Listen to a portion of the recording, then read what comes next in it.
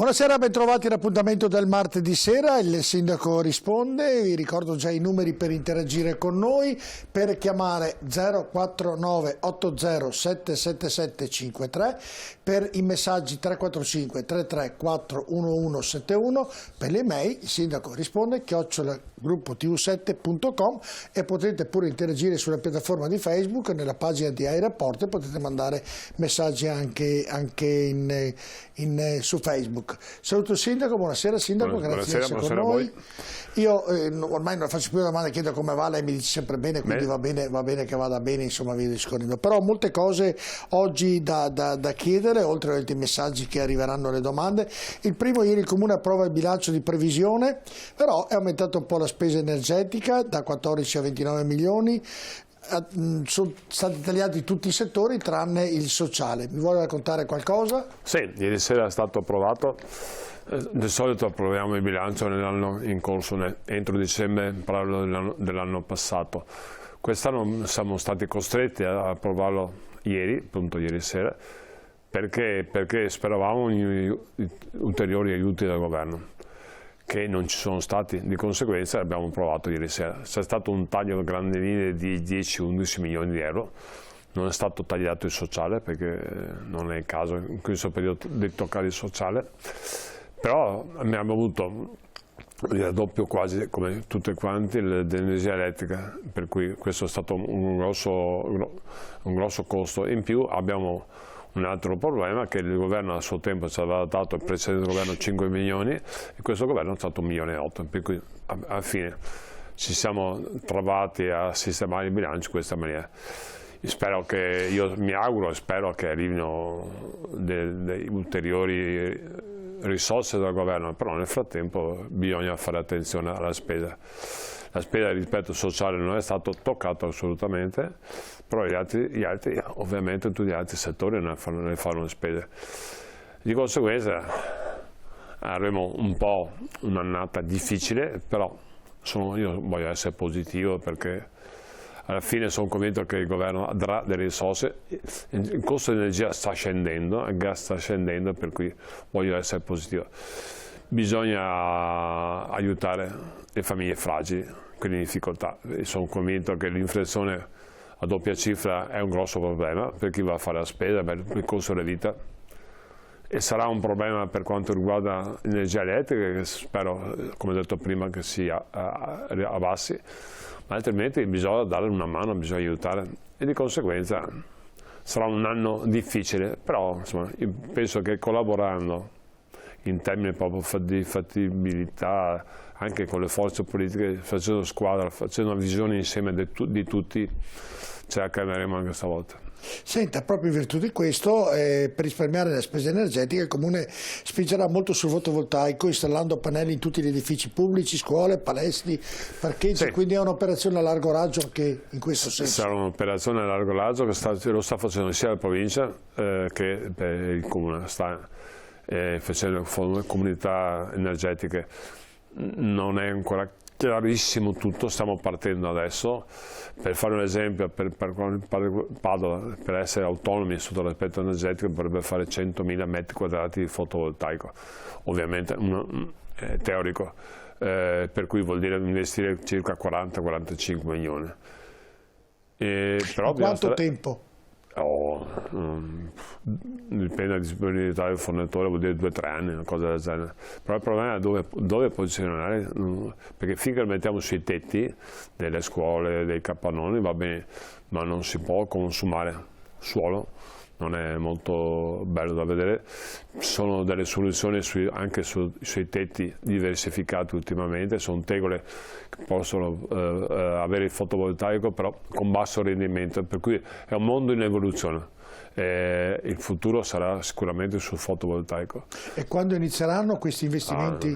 Dobbiamo fare gare, dobbiamo fare 6 mesi, 7 mesi, sono cose sempre lunghe da fare. Bisogna capire anche sotto l'aspetto della città cosa bisogna fare, perché la città, ricordo che la sovrintendenza può fare osservazioni, possiamo certamente mettere sui fotovoltaico sui tetti delle case in centro, oppure si può, basta che non siano visibili. Sono tutte cose che non devono essere ancora fatti decreti attuativi dal governo per essere pronti per partire, per cui ci vuole del tempo, però l'obiettivo è quello. Primo, risparmiare, per cui attenzione. Secondo, pannelli fotovoltaici, in cui la resa sta aumentando in maniera considerevole rispetto a una volta. Senta, un altro dato dolente, purtroppo però la pianura padana è questa, c'è un inquinamento a Padova che ovviamente tra le prime 5 città d'Italia come inquinamento. Come si può risolvere questo problema, Sindaco? Perché è un problema davvero, nel fare il conto così, ho visto che praticamente lo sforamento del PM è a 70, dovrebbe essere a 30, più o meno dei dati, e perché si ritorni a normalità, se si rispettano determinate regole, ci vorranno 17 anni per avere un'aria pulita, e quindi sarà un impegno davvero... Noi siamo nel pianura padana, in conseguenza Padova, come tutte le altre città del pianura padana, e Regione Veneto, Emilia Romagna, Piemonte, Lombardia hanno questa caratteristica. Non siamo solo gli unici che hanno questo problema. Non abbiamo vento, purtroppo, e di conseguenza siamo in una buca. Abbiamo tanti aspetti positivi di questa zona, c'è anche questo aspetto negativo. Per risolvere il problema ogni anno miglioriamo un pochino, poco, e l'unico sistema è la mobilità alternativa all'auto, una parte, perché non è provocato solo dall'auto, un terzo è provocato dall'auto, poi sono i riscaldamenti, tutto quello che ne consegue. E di conseguenza un sistema sicuramente mobilità elettrica, vuol dire tram per quanto ci riguarda, autobus elettrici sono in arrivo anche per noi, 100 e passa autobus. Però scusi, elettrici. Se per un terzo viene diminuita per ovviamente la responsabilità della mobilità, e l'altro 60% continuerà a esserci. Agricoltura, vuol dire tante cose, vuol dire le abitazioni, vuol dire inquinare più, vuol dire tantissime cose, ma di base non c'è vento nella nostra città. Col vento si risolve il problema, vento e pioggia, l'unico sistema. Noi ci siamo nella mobilità dolce, dobbiamo andare via con i monopattini, in biciclette e via dicendo, però si cambia un po'. Se vediamo gli altri dati degli ultimi 10 anni, è migliorato molto. Verde, bisogna piantare alberi, ne abbiamo tanti un sacco, però devo dire che non è facile risolvere questo problema. Ci sarà sempre, bisogna migliorarlo un pochino alla volta. Senta, in virtù di questo lei ha appena citato una cosa importante, che bisogna usare il tram, bisogna usare ovviamente i bus elettrici e tant'altro.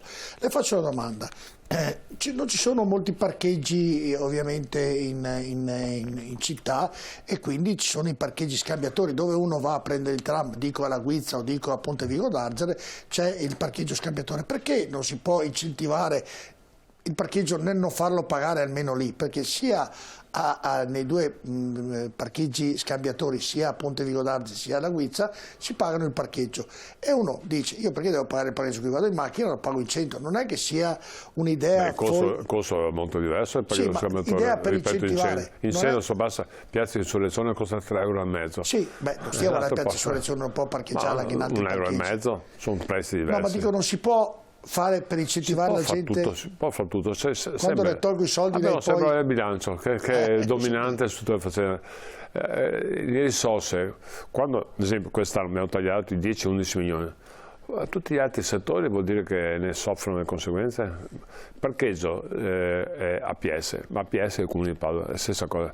Se APS perde soldi o serve soldi, bisogna aumentare le tasse. No, era semplicemente un incentivo in più, Sindaco, per far sì che la gente, tu hai il biglietto del tram, prendi il tram, non paghi il parcheggio. Se uno fai il calcolo di quanto tempo, partendo da Ponte Vigo d'Arzere, quanto tempo ci impiega col tram, piuttosto che venire in centro con la macchina, rischiare la multa e trovare il parcheggio. È già questo un incentivo pazzesco, per cui più di così non si può fare. No, dicevo per incentivare un po' di più tutto questo. Non cambia niente, è solo un problema di mentalità, che uno deve parcheggiare fuori e entrare col tram o con mezzi pubblici. Un po' alla volta ci arriviamo tutti quanti, perché sarà difficile arrivare in centro, perché sarà costoso, per cui inquina. Vedrete quando saranno le 3 linee di tram che funzioneranno nel 2026, tutto cambierà. autobus elettrici, cambierà radicalmente il modo di spostarsi, perché quando uno si sposta e capisce che ci impiega molto meno tempo da dare il punto A al punto B e che costa meno, al di là dell'ambiente será questo sistema. Sarà stato contento poi che l'opposizione è andata a Roma per mettere i paletti al tram, poi da Roma il governo dice mettiamo più soldi per il tram perché è un bene pubblico. Le avrà fatto soddisfazione questa mossa del governo? Io rispetto all'opposizione, ognuno ha le sue idee. A me ha fatto piacere che il governo abbia dato 26 milioni in più per le linee del tram, vuol dire ha certificato che è una cosa importante che stiamo facendo e va fatta. Certo. Va bene, andiamo con i messaggi. Andiamo con i messaggi, Dennis. Sindaco, quando ci direte cosa farete in questa ex caserma Prandina, è uno spreco avere un posto così grande e non valorizzarlo. Non ho capito però. E poi rifà la domanda, Dennis, perché non si è sentita la voce. Non si è sentito, scusa. Sindaco, quando ci direte cosa farete in questa ex caserma Prandina, è uno spreco avere un posto così grande e non valorizzarlo. Va valorizzato sicuramente perché è un posto molto importante. Io ho anche espresso delle idee, ma devono ancora essere verificate sostenibilità, se è fattibile fare questo piuttosto che altre cose. Sicuramente è un posto importante, sicuramente passerà il tram davanti. Sicuramente siamo praticamente in centro a Padova e va valorizzato al massimo. Ci possono essere varie soluzioni. Immagino che sia anche un posto importante sull'aspetto del verde. Io a suo tempo ho detto sarebbe bello fare tutto una distesa verde, un prato verde, un bosco e fare anche un uditorio, però ovviamente era un sogno, era un'idea.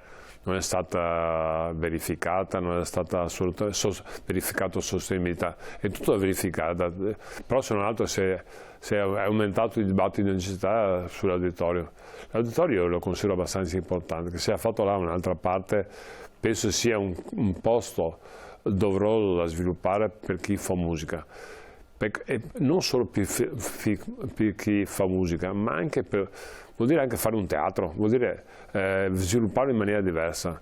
Io penso che sia una cosa importante per la città. Abbiamo nell'OPV, che è un'orchestra di Padova del Veneto, piuttosto che Amici della Musica, Scimone, ho tanti gruppi musicali, per cui penso sia una risorsa importante. Leggevo oggi, proprio prima di leggere i messaggi, scusami Dennis, leggevo proprio oggi sul giornale che qualcuno aveva proposto di farlo all'Altino, al Cinema Altino. L'Altino è proprietà privata, per cui non è... nell'acquistarlo e nel poterlo far lì. Non è in vendita, per cui...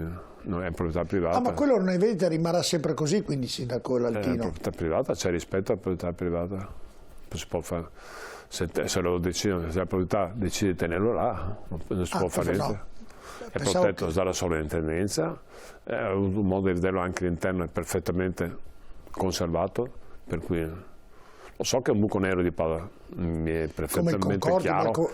Concordi stanno facendo qualcosa, almeno sotto quel punto di vista lì, al Cinema Concordi dico.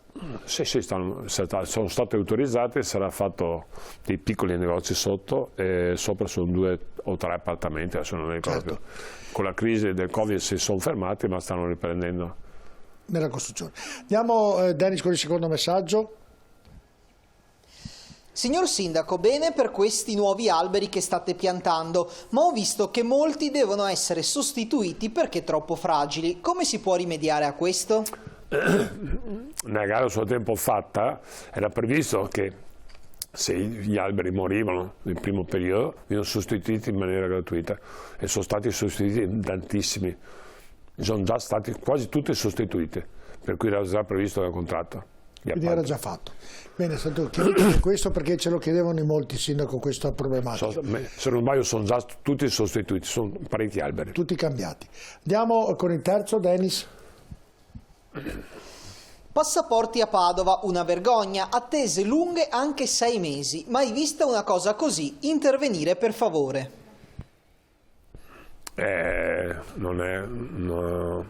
Non dipende dal comune, dipende dalla questura, però attenzione anche alla questura. Dopo il Covid c'è stata una richiesta incredibile di passaporti, di conseguenza sono andati in difficoltà col personale, stanno raggiungendo via via, adesso non si aspettano più 6 mesi, sono arrivati a 3 mesi, però c'è stata un'impennata di richieste che ha sconvolto un po' l'organizzazione. Ma mica per il Covid per me, sindaco, io penso per la Brexit.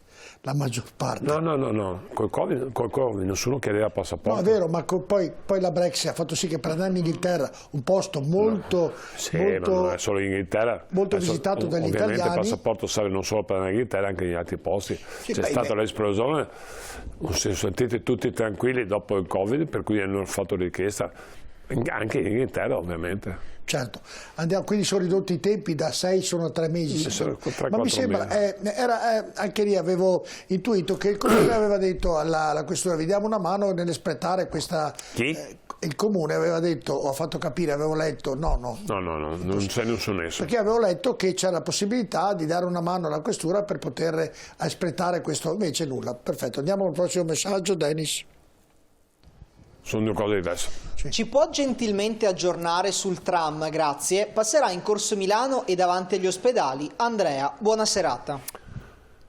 Passerà in Corso Milano, direi il 2, quello che va a Rubano, passerà in Corso Milano, e andrà dentro l'ospedale del Padovese, c'è una bretellina che entra, e anche passerà davanti all'ospedale vecchio, il cosiddetto via Giustiniani. Sarà un fondamentale, è già stato presentato il progetto e sarà una soluzione importante per andare in ospedale, diminuire il traffico in maniera importante. E quindi mi scusi, perché passa in Corso Milano, poi farà anche via Vittorio Emanuele Filiberto e si collegherà, farà piazza Garibaldi, oppure no? Cioè si collegherà con l'altra bretella? Ovviamente sì, sarà interfacciato. Si sarà l'incrocio in stazione, per cui uno quando prende il tram da Rubano arriva in stazione, prende un altro, piuttosto che un incrocio su altri posti. È come una piccola metropolitana tipo Londra. Uno sale, per andare da un posto all'altro si sposta col tram, per cui sarà un grosso vantaggio. Ah beh, certo, sì. E i lavori inizieranno fra poco per quanto riguarda... Stanno già facendo i lavori, i sottoservizi sono già partiti. No, i sottoservizi sì, ma proprio... Partiranno a fine anno per quanto riguarda il 6-3, a grandi linee. Per fine anno... sono i sottoservizi, perché vuol dire acqua, gas, fognature, fibra, sono quelli più impegnativi. Tra poco partirà via verso l'ospedale, per cui l'ospedale via Giustiniani, ma sarà questione di giorni, qualcuno ha visto già, ci sono già i lavori in corso. Dennis, abbiamo ancora? Dennis, questo... No, abbiamo esaurito la prima serie di messaggi. La prima serie di messaggi. Senta, poi c'è un'altra cosa importante, che Padova potenzia il servizio di manutenzione stradale per intervenire su buche e voragini causate dal freddo. Dai cittadini poi sono arrivati, che ne parlavamo la settimana scorsa, 20.000 segnalazioni, quindi il Comune ha deciso di rinforzare appunto le app per comunicare appunto e segnalare eventuali buche o altre anomalie nelle strade padovane. Sì, ovviamente l'inverno provoca sempre disagi sull'aspetto buche. Noi cerchiamo di intervenire il più velocemente possibile, anche per un motivo di sicurezza. Il vice sindaco sta lavorando in maniera puntuale su queste cose qua. Abbiamo rinforzato ulteriormente la possibilità di chiudere le buche. È vero, anche in centro, se ne sono anche in periferia, ci stiamo andando a fare. Ovviamente, ripeto, l'asfalto in questo periodo qua è anche difficile per rispetto alla temperatura, si possono chiudere solo le buche, riusciamo anche qualche volta a asfaltare, però l'ideale è aspettare un paio di mesi che la temperatura salga per asfaltare in maniera ottimale. Bene, allora andiamo in pubblicità, vi ricordo però prima i numeri per interagire con noi, per i messaggi 049 80 77753, per le telefonate, anzi scusate, le telefonate 807 7753, per i messaggi 345 334 1171, per le email il sindaco risponde @gruppotv7.com, e potete interagire con noi anche nella piattaforma di Facebook o nella pagina di iReporter. Rimanete con noi tra poco.